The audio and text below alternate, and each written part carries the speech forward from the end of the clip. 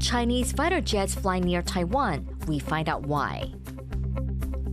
Taiwan's main opposition party is trying to drum up support among younger voters. Will Thailand be seeing an end to military rule? I'll be following the vote for the country's next prime minister from its capital, Bangkok. And a controversial safari park has its license extended. But animal rights groups say the park's not doing enough for animal welfare.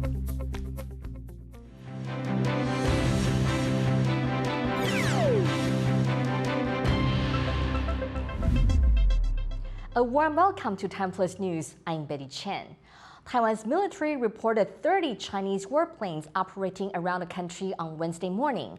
The Defense Ministry says China conducted long-range aerial reconnaissance and is in the middle of large-scale military exercises. To learn more about the purpose behind these incursions, our reporter Jaime Okan spoke to Ben Lewis, a defense analyst based in Washington, D.C. What can you tell us about China's recent military activity around Taiwan? Generally, I think this is an instance of, the PLA gaining hours of flight for its pilots, gaining practice hours, seeing how Taiwan is going to react, but also it's signaling because, Taiwan is starting its largest ever exercises this month, and so I think the PLA is trying to signal that, you can practice all you want, but we're still going to be here. Given that there's going to be 5 days worth of live fire exercises, how do you think China's going to react, and do you think we're going to see more of this activity going forward? Looking at previous instances of when China reacts and does large-scale violations of the ADIS, I think the exercises definitely count as something that would trigger that. Obviously, it's dependent on weather and other considerations, but I think I wouldn't be surprised if we saw higher levels of activity. So far this year, in 2023, we've seen more than 900 Chinese military aircraft breach Taiwan's ADIZ. Is this kind of in line with China's strategy to establish a new norm around Taiwan to kind of wear down Taiwan's defenses? I think this is an attempt by Beijing to create a new status quo for the use of military forces in the region, and I anticipate that this trend of increasing activity relative to previous years and previous months will continue. But I think generally speaking, the best way to counter this kind of activity by the Chinese is to be as transparent as possible. If you have information, share as much information as possible, because Beijing will not share what the PLA is doing. They want it to be radio silence. They want to be able to operate with impunity. I think the best thing Taiwan can do, bar none, is to share as much information as possible so that the world can see that Beijing is attempting to alter the status quo. That was Ben Lewis, a defense analyst based in Washington, D.C., speaking to our reporter Jaime Okan. The U.S. State Department has denied a report saying that the U.S. asked Taiwan to develop biological weapons. This comes after a local Taiwanese media outlet said that the U.S. held a secret meeting with Taiwan, telling the country to make bioweapons in the event of a war. Taiwan's Defense Ministry denied the allegations earlier this week. A spokesperson for the State Department said there's no factual basis to the report. They add that the U.S. was one of the first signatories of the UN Biological Weapons Convention in 1972. North Korea has fired a long-range missile reported by both Japan and South Korea. The missile was launched near Pyongyang Wednesday morning and flew towards the Sea of Japan, also known as the East Sea. The projectile landed around 550 kilometers east of the Korean peninsula. The launch comes after North Korea claims U.S. reconnaissance planes intruded on its exclusive economic zone. It's Pyongyang's first missile launch since June 15th. The president of Paraguay says his country will stand by Taiwan under his presidency. Santiago Peña made a comment during a meeting with Taiwan's President Tsai Ing-wen in Taipei. Peña will take office in August. He campaigned on the platform of maintaining diplomatic ties with Taiwan despite pressure from the country's powerful farming sector. Paraguay is the last South American nation to maintain formal diplomatic ties with Taipei instead of with Beijing. Vengo así gracias a la presidenta Tsai Ing-wen y al pueblo de Taiwán por su amistad, por su historia, una historia de superación en la adversidad, pero de saber que los principios y valores no se negocian. India's top envoy to Taiwan has welcomed plans for Taipei to open a third representative office in India. Taiwan's foreign ministry said last week it had begun work on opening a new office in Mumbai. This will be Taiwan's third representative office in India after Delhi and Chennai. India and Taiwan do not have formal diplomatic ties. The de facto Indian embassy in Taiwan is the India-Taipei Association. Its head, Gaurangalal Das, told TaiwanPlus it's the right time for the move. Well, this speaks to the growing exchanges between India and Taiwan in all spectrums of activity.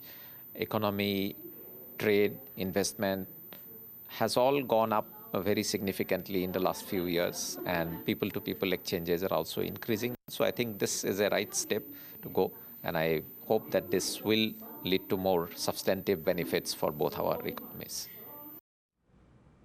Young supporters of Taiwan's main opposition party are trying to reverse its dwindling popularity among younger voters. But as an electoral minority, how consequential will their voice be in next year's elections? Sally Jensen reports. 学生青年站出来，我们都挺侯友宜。 These activists are young, politically aware and enthusiastic, but they're outliers among their peers. They support Taiwan's main opposition party, the Kuomintang, or KMT, but this demographic has been dwindling over the last 6 months. Ahead of Taiwan's presidential elections next year, they're trying to revive support for the party's candidate among young voters. 所以我们一起站出来，团结全台湾的青年，一起来号召全台湾青年，共同团结努力，替侯友宜市长打拼。 Ho Yo-yi is the KMT's presidential hopeful. Support for Ho from voters under 30 years old has dropped drastically, falling by around 30% in the last 6 months. That's while ruling Democratic Progressive Party candidate Lai Ching-de's polling numbers have remained relatively stable, and support for third-party candidate Ko Wen-je of the Taiwan People's Party has leapt by around 35%. The China-friendly KMT governed Taiwan under authoritarian rule for over 50 years. It has historically found a strong support base in the older generations. And until late last year, younger voter support for the party was on the rise. But now, many of them are turning against Ho, who is also the mayor of New Taipei City. 如果连人口400万的新北市都顾不好，请问您要如何说服选民？您能管理好一个国家呢？我想你的问题带刺哈。 The KMT is working to reverse this trend, but some analysts say that despite these efforts, support from the younger demographic isn't as consequential as the party might hope. Being a much smaller demographic, numerically, they're not the most important demographic. 30 to 39 is a bit more important because they do tend to show out in somewhat better numbers, and it also is a slightly bigger demographic. While young KMT supporters are a political minority, they're optimistic their efforts will convince more people to support their cause. 也希望可以让这个台湾的年轻人可以真的看到国民党的改变，然后愿意来尝试来体验看国民党的论述跟我们的想法。 There are about 6 months left before the presidential election, but as poll numbers continue to fluctuate, it's impossible to predict how things might change before voting day. The KMT's plan to drum up support among Taiwan's younger voters is still in its early stages, so it may be some time before these efforts reach maturity. Andy Xue and Sally Jensen for TaiwanPlus. And now to Thailand, where the appointment of the next prime minister has been thrown into disarray. That's after the Election Commission moved to suspend the leading candidate. TaiwanPlus reporter Joy Sung has this update from the capital, Bangkok. The road to choosing Thailand's next prime minister has been far from straightforward, and with less than a day to go, things have gotten even more complicated. The country's election commission has moved the case against front-running candidate Pita Limjaroenrat to the Constitutional Court. In a nutshell, they're arguing that Pita should be disqualified as a lawmaker for holding shares of a media organization, one that Pita says has been inactive since 2007. This latest controversy is a setback for those pushing for more democracy as Thailand tries to move on from years of military junta rule. Up until now, Pita has only been confident in his ability to become prime minister. Just a few days ago, hundreds of his supporters gathered here in the square in downtown Bangkok. But Pita's own level of certainty is now in question. Alex Chen and Joyce Sun in Bangkok for TaiwanPlus. Earlier in the day, Joyce Tsai took a look at Thai prime ministerial candidate Pita Limjaroenrat and his possible path to victory in Thursday's parliamentary vote.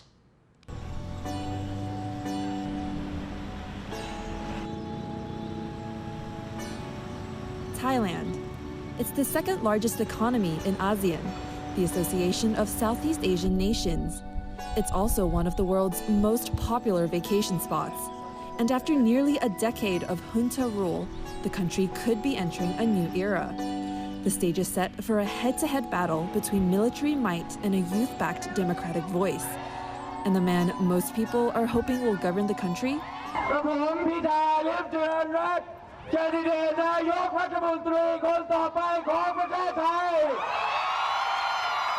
A Harvard-educated businessman, the 42-year-old Pita Limjaroenrat became a rising star on the political scene when he was elected to parliament in 2019.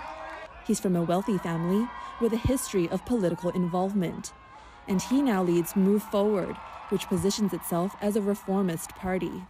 And this is Move Forward Party's headquarters. It's a relatively new party. It's only been around since 2020, when its predecessor was controversially dissolved after a constitutional ruling. Now Move Forward has promised to curb the power of the military, the monopoly, and even the monarchy, an ambitious goal here in Thailand.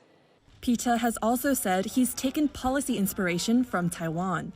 Responding to a question from TaiwanPlus, Pita said there were many things, from business to social issues, that Thailand could learn from Taiwan. I had a chance to speak to Mr. Morris Chan from TSMC, and that's about the ship industry. So a couple of things that I think we can work together, especially and tourism as well. So I think a couple of things that we can work forward together. Pita also hopes to legalize same-sex marriage here as well. These goals have clearly resonated with many Thai people. Back in May, Move Forward defied expectations and became the general election's biggest winner. What he's trying to do is unprecedented. Their life mission is to decentralize power or to go up against the big monopolies and oligopolies of Thailand. That is an entire life. That is a lifetime of political work. On top of that, Move Forward also aims to expand Thailand's role internationally. They want to increase the roles of Thailand in ASEAN. Policy toward Myanmar is going to be changed. Policy toward Ukraine and Russia's conflict might be changed also. Pita is running for prime minister without an opponent. But that doesn't mean he'll get the job. Why? To secure the role, Pita needs a majority vote from parliament, which is made up of two houses, a lower house of 500 elected MPs and an upper house of 250 junta-appointed senators. That makes 376 the magic number. Pita is going in with 151 seats under his belt, thanks to his party's general election win. But that's very much short of the target. And that's why he's worked hard to form this 8-party coalition. Together, they have 312 seats, closer, but still not quite there. The big question now is, how will the conservative-leaning senators vote? Well, in less than 24 hours, we'll find out here at Parliament Complex whether Pita can win them over the way that he's won over many of the Thai people. Alex Chen and Joyce Dunn in Bangkok, Thailand for TaiwanPlus. NATO says Ukraine can only join the alliance when its members agree and conditions are met. This year's NATO summit is being held at Lithuania's capital, Vilnius. Ukraine's President Volodymyr Zelensky is at the event.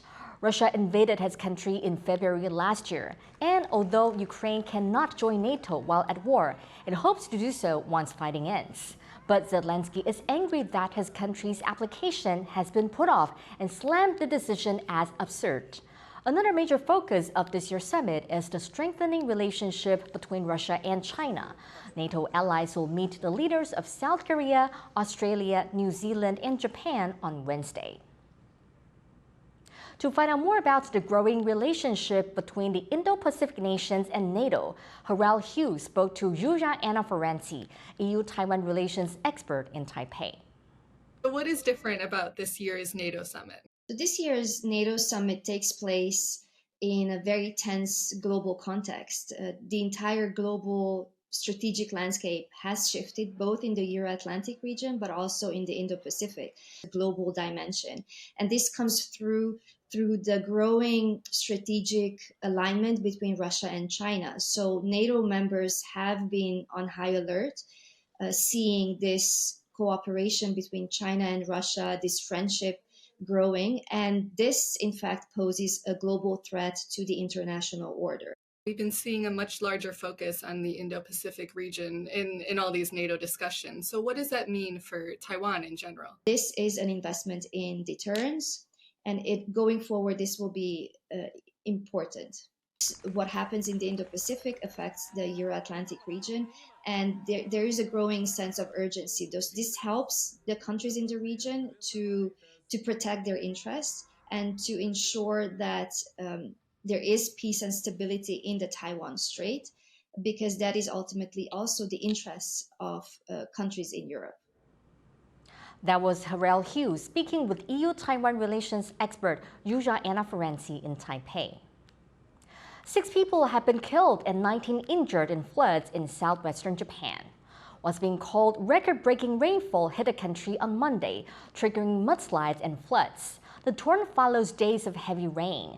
Japan's weather agency has issued warnings for Oita and Fukuoka prefectures and for Kyushu, the country's 3rd largest island. Japan is one of several countries hit by severe rainfall this month. In the last week, floods have killed at least 22 people in India and 1 person in the U.S.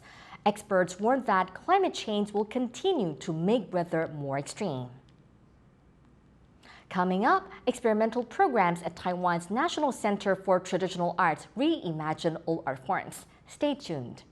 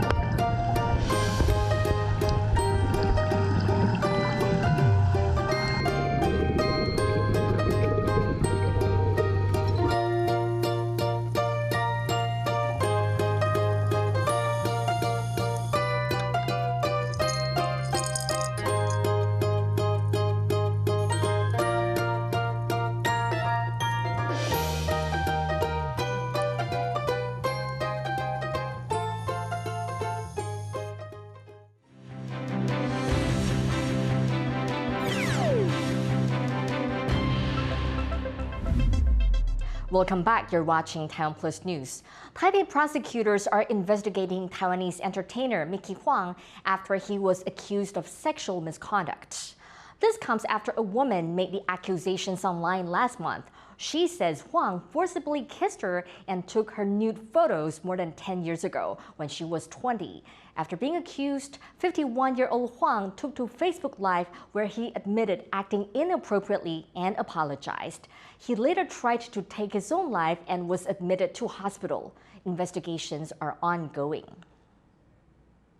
Police say a fire at a university lab helped them bust 3 suspected drug factories, and they say they've caught the ringleader. Officers arrested a 48-year-old biotech entrepreneur surnamed Chang in May. They say he rented space in Taipei's Datong University under the pretense of researching new medicines. When a fire broke out in a lab last year, investigators found over 5 kilograms of illegal drugs, including ketamine. Police say they then tracked down Chang's assistants in 2 other sites. A professor from Datong University says he did not notice anything unusual about Chang's lab. 学校会定期跟不定期会到他们的实验室去访视，都没有闻到一些比较刺鼻、比较特殊的味道。哦，那他也告诉我们说，他们只是一个基础药品的一个研发。哦，所以我们就没有特别去，就没看到这样的问题。A controversial safari park has had its license extended by 2 years.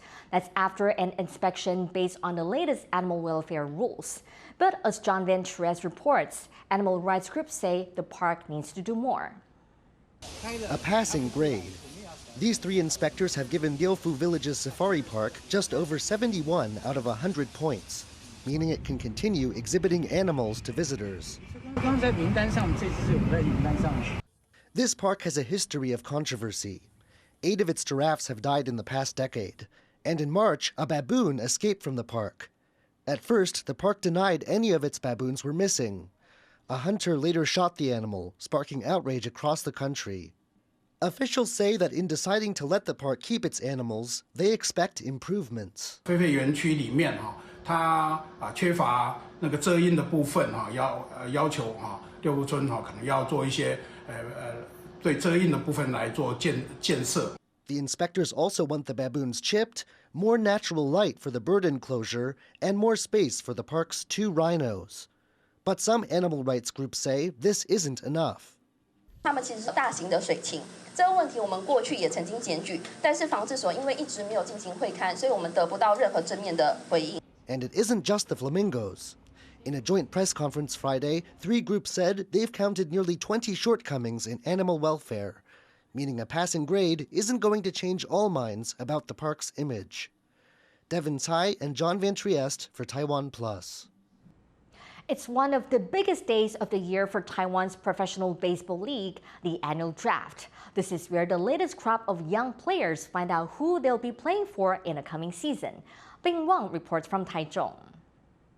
Here in Taichung is one of the biggest events in Taiwanese baseball, the annual baseball draft. What's going to happen is teams will pick from a pool of players where they will play for that team until the foreseeable future or until the contract ends.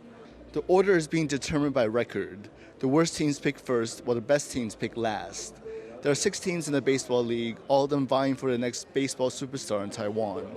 Sources say Lin Ziwei is likely to be picked first in this draft. That's because of his American success. He's played for the Boston Red Sox and the Minnesota Twins, and teams are hoping that his American success will transfer into Taiwanese baseball.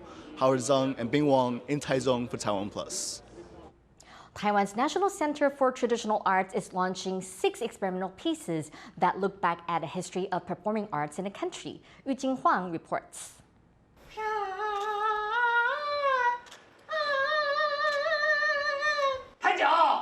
A song interrupted, much like traditional performing arts hitting obstacles in a contemporary world. It's one of the 6 pieces for Taiwan's National Center for Traditional Arts Keep on Dreaming project, which challenges artists to refresh old art forms with new elements. 其实戏曲在过去的100年来讲，放在台湾的脉络当中，其实是一个非常非常深刻，跟整个社会、观众、人民其实是完全紧密绑在一起的状态哦。那这次非常非常有趣的是，我们看到每一出戏的时候，你就会发现，哎，这个戏好像处理的历史我们好像都似曾相识，可是透过戏的演出当中以后，你会发现，哎，这个戏又不太一样。Troops from several fields, including puppetry, took on the challenge. This play, Dream of Becoming, offers the audience a rare glimpse into lesser-known history, about puppetry adopting foreign elements under Japan's assimilation policies in 1930s Taiwan. Because of these adaptations, the art form survived colonialism. So I want the people to see, even with all the political reason, world history reason, but the puppet art still remains. The experimental project also presents challenges to performers, as they have to learn skills outside of their discipline. This piece tells the story of when Beijing opera struggled in the 1950s, between needing to be patriotic and competition from other art forms. These 2 actors portray Beijing opera performers from that time who have to learn other art forms to make a living. It's a show, but to these actors, the difficulties are real. 我们是京剧演员，可是我们在这出戏里面要全程讲台语，然后还要唱歌仔戏，这是对我们最大的挑战。The curators said these 6 troupes happen to pick different time periods that piece together the past 100 years.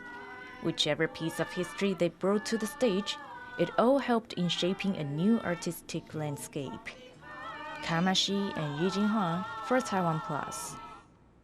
Sometimes being full of hot air is a good thing. Just take a look at some of the attractions at this year's Taiwan International Balloon Festival in southeastern Taiwan.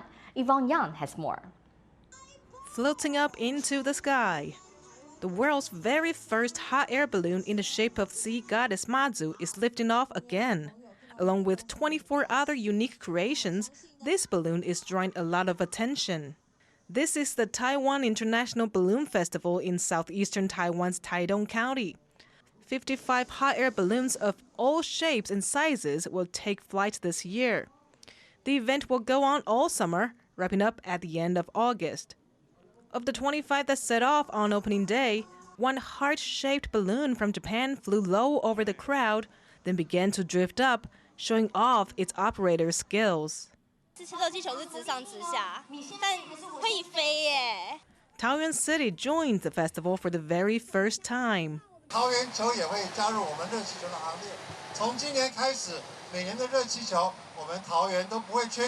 This is one of Taidong's biggest summer attractions.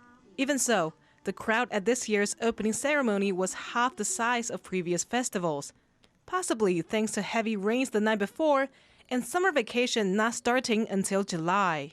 Still, hotel reservations have increased for July, and the local tourism industry expects the festival will help boost business. John Su and Yvonne Yang for TaiwanPlus. Thank you for watching TaiwanPlus News. I'm Betty Chen. Take care and see you next time.